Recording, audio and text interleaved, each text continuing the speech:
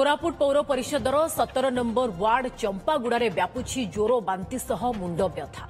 घरे घरे व्यापुछि ज्वर काश थंडा सह मुंड और देह हाथ व्यथा। परिवार छोट पिलांठारू वयस्क समस्तंकु एहा व्यापुछि। प्रत्येक परिवार रे लोकंक भितरे एही लक्षण देखा देउछि। रोगर कारण जना पड़ि नथिबा बेले एबे चिकित्साधीन अछंती 50% रु अधिक।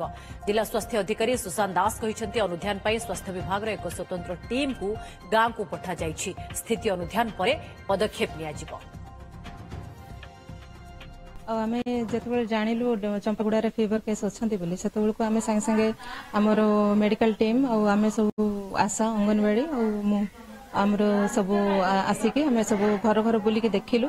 देखला जार ज्वर अच्छी से समस्त आम जार मेडिकल दरकार थिला अधिका लोक मेडिकल जाकि ट्रीटमेंट होउछन्ते तो सही मेडिसिन जाक कंटिन्यू करा पे कहलु।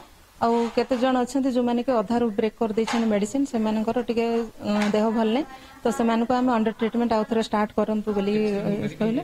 ठु हमर अर्बन आशा आउ एएनएम ऑलरेडी से जगह की जाई अंडर सर्विलेंस रखछन्ती से माने कहले कोनोसी ज्वर केस हम बुली बुली जाइछु कि पाई नथिलु।